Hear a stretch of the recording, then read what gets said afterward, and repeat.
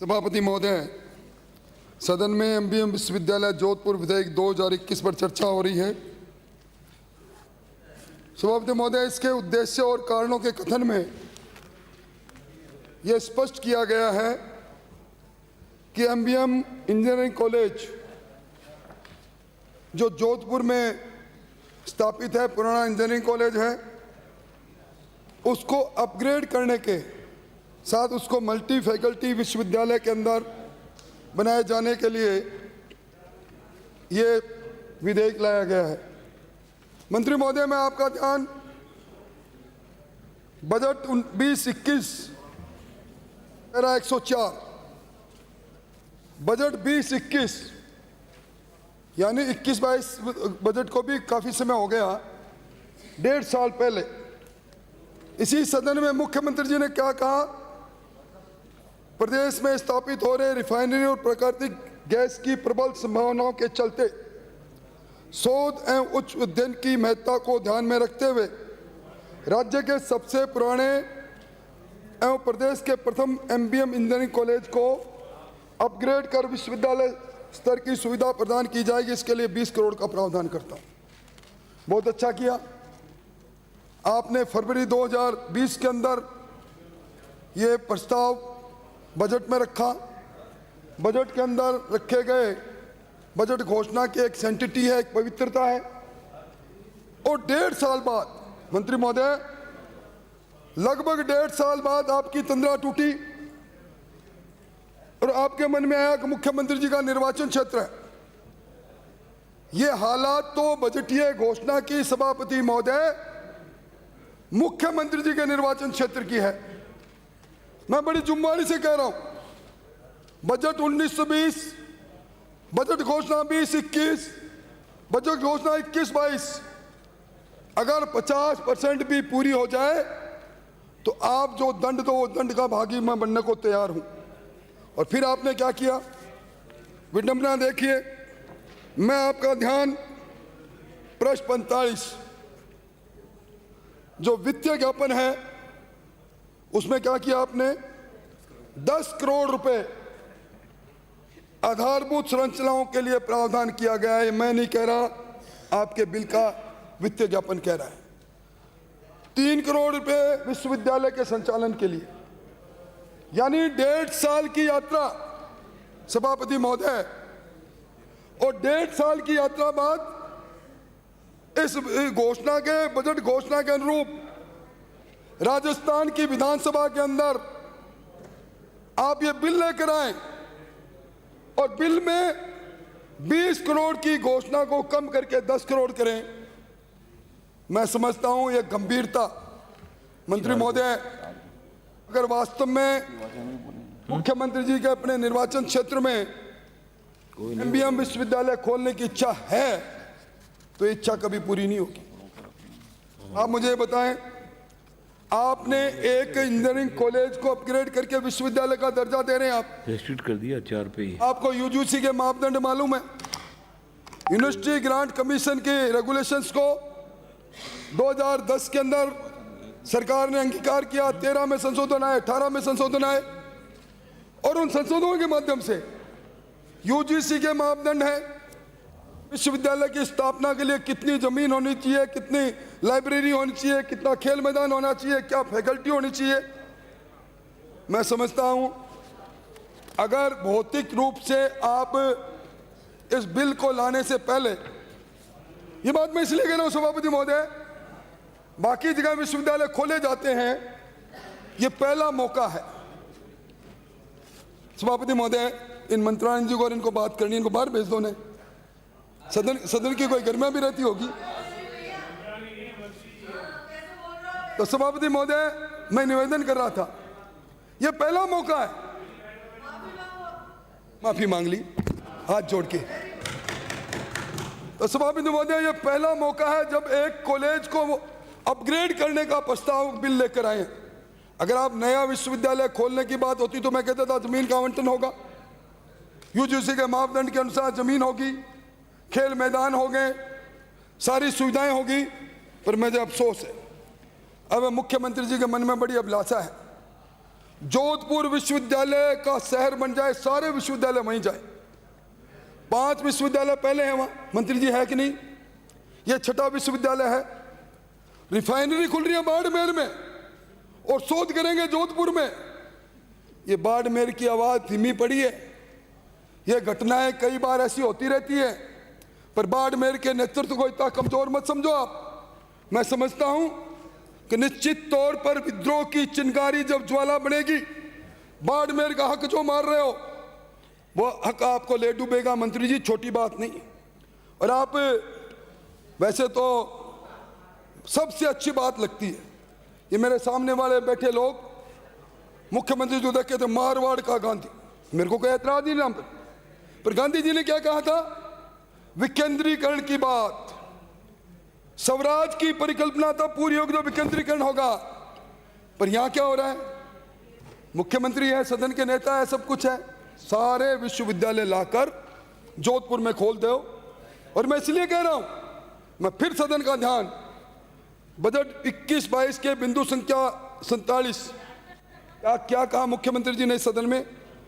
तकनीकी शिक्षा को नई ऊंचाई पर ले जाने के लिए मैं जोधपुर में 400 करोड़ की लागत से फैंटिक डिजिटल यूनिवर्सिटी स्थापित करने की घोषणा करता हूं। वाह! School of computer science and IT, finance and accounting, data analysis, analytical mathematics की स्थापना की जाएगी। इसके तहत प्राइवेट सेक्टर के कोलैबोरेशन से विभिन्न लेटेस्ट टेक्नोलॉजी के आधारित कोर्स उपलब्ध कराए जाएंगे।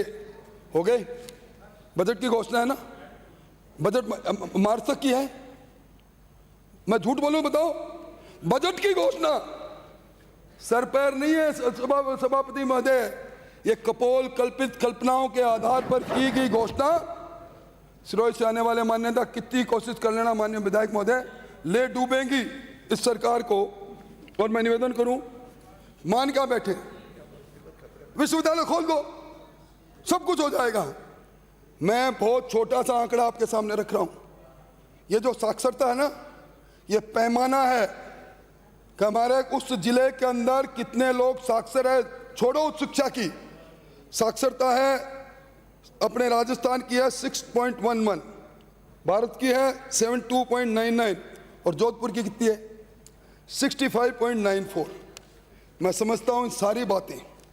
और अभी मंत्री महोदय, all India survey on higher education 2019-20 की रिपोर्ट आपने जरूर पढ़ी होगी। उसमें क्या है? विश्वविद्यालय दर विश्वविद्यालय खोलते चले जाएं, पर उच्च शिक्षा में सकल नामांकन जिसको GIR कहते हैं, राजस्थान में सिर्फ 24% है, देश में 27% है। यानी सभापति महोदय, 100 में से 24 बच्चे राजस्थान में उच्च शिक्षा अध्ययन के लिए अलग अलग विश्वविद्यालय महाविद्यालयों में जाते हैं। इससे बड़ी विडंबना क्या हो सकती है? और आज उच्च शिक्षा विभाग आपके पास है। या आपने पिछली बार जो वार्षिक रिपोर्ट यहाँ रखी थी, उसमें आपने कहा था कि आपके कितने पद खाली हैं? असिस्टेंट प्रोफेसर, एसोसिएट प्रोफेसर के और गैर शिक्षण तीनों को मिला के मैं जोड़ के बताऊं तो 50% नहीं खाली है। सौगन खा के मुझे बता देना। और असिस्टेंट प्रोफेसर के 37%। और UGC रेगुलेशन सभापति महोदय, जिसको 2013 में अमेंडेड रूप में, 2018 में अमेंडमेंट रूप में इस राजस्थान की हुकूमत ने स्वीकार किया, वो क्या कहता है?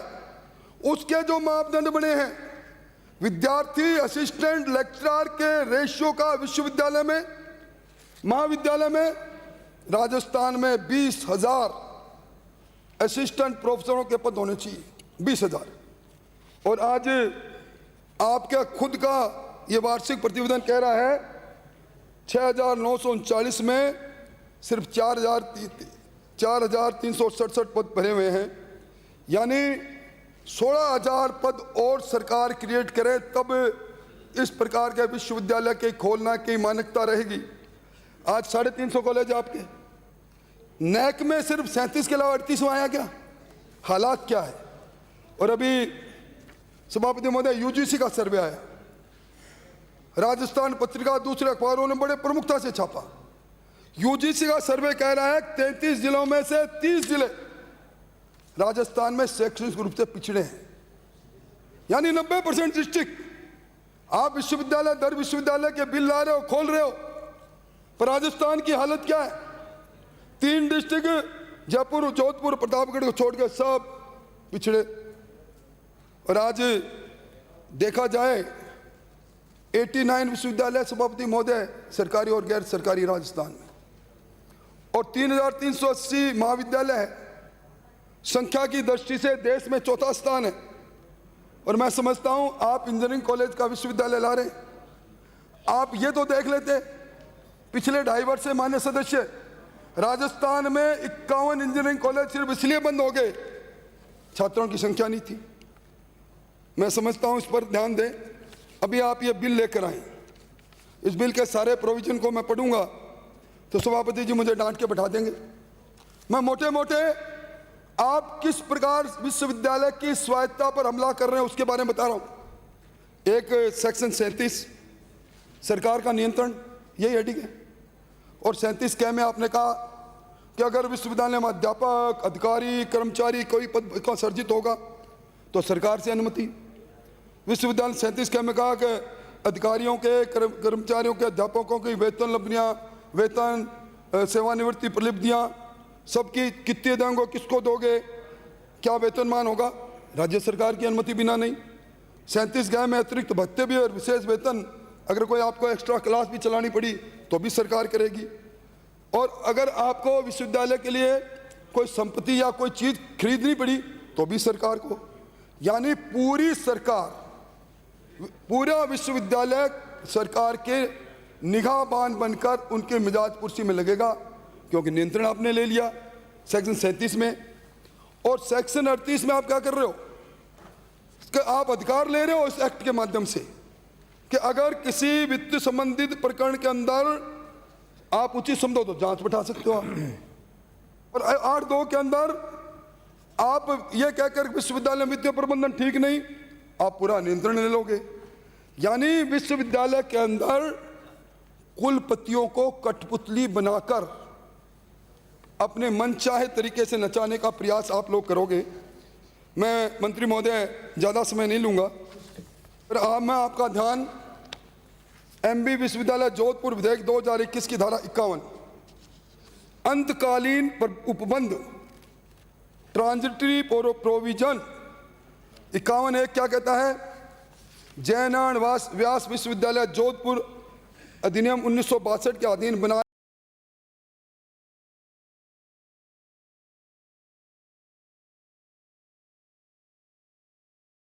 इंस्टीट्यूट ऑर्डिनेंस रेगुलेशन इस अधिनियम के अंतर्गत बनाए हुए समझे जाएंगे।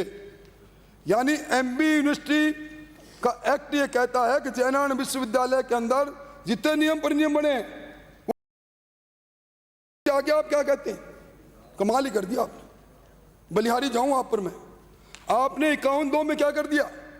आपने कहा कि जयनारायण व्यास विश्वविद्यालय जोधपुर के अधीन किसी भी प्राधिकारी, VC हो, उपकुलपति हो, कुल सचिव हो, किसी ने भी कोई भी नोटिस जारी कर दिया, ऑर्डर जारी कर दिया, तो ये माना जाएगा कि वो इस आपके MB विश्वविद्यालय के अंदर भी उसको माना जाएगा, उसको प्राधिकार द्वारा जारी किएगा, समझा जाएगा विश्वविद्यालय के। अब किस प्रकार का काम जयनारायण विश्वविद्यालय में आपने, आप आदर्श मानते हो, आप बड़ा आदर्श मानते हो उनको। आप, मैं समझता हूं कि निश्चित तौर पर आपको याद होगा जोधपुर विश्वविद्यालय में आजकल चर्चा का विषय जोधपुर विश्वविद्यालय, अभी सिंडिकेट में आपने क्या किया है? सिंडिकेट की बात मानोगे ना आप? क्योंकि आपने 51(2) में कह दिया जो भी करेगा जोधपुर JNU विश्वविद्यालय जोधपुर, उसको मानोगे आप? उन्होंने क्या किया? 114 वो लेक्चरर जिनको इसी सदन के अंदर, सदन के प्रतिपक्ष नेता ने मामला उठाया था, अयोग्य लोगों की भर्ती, बिना योग्यताधारी भर्ती, बिना नेट के, बिना स्लेट के। और उसके बाद इसी सदन में मुख्यमंत्री जी ने वहाँ से घोषणा की थी, चीफ सेक्रेटरी और एडिशनल CS प्रमुख शासन सचिव की कमेटी बनाई थी। कमेटी की रिपोर्ट आई, बिना योग्यताधारी लोगों को, बिना PhD को, बिना नेट सेलेक्ट किए लोगों को अभ्यर्थी के आवेदन पत्र के समय निकलने के बाद योग्यता जिनकी नहीं थी उनको भी, और शॉर्ट लिस्टिंग में आपने जिस प्रकार किया, कमेटी की रिपोर्ट ने कहा कि ये बड़ा खोटा काम हुआ, इस प्रकार के सिलेक्शन के अंदर बंदरबाट हो, भाई भतीजा हुआ, बड़े लोग बड़ी बातें, मोटे लोग मोटे बातें, कौन कौन के किस किस के रिश्तेदार उसमें सेलेक्ट हो गए। पर उसके बाद क्या हुआ, 2014 में एफआईआर दर्ज हुई 269 नंबर, कुलपति और कई जो इसमें चयन समिति में थे लोग थे सब जेल गए, सक्षम न्यायालय में चालान हो गया, और अब गिरफ्तारियां हुई। अब सैया भय कोतवाल तो फिर डर काहे का, आपने रेगुलराइज कर दिया। मैं समय में इसलिए कह रहा हूं सभापति महोदय कि जिस विश्वविद्यालय के इन्होंने 51(2) के अंदर कहा जयनारायण व्यास विश्वविद्यालय जोधपुर के अधिनियम के अधीन किसी भी प्राधिकारी द्वारा बनाए गए या जारी किए गए तमाम नोटिस ऑर्डर अंतर्गत इस विश्वविद्यालय में प्राधिकारी द्वारा जारी किए गए समझे जाएंगे। ये करोगे आप? इसलिए मैं आपसे निवेदन करने आया हूं, थोड़ा सोचो आप।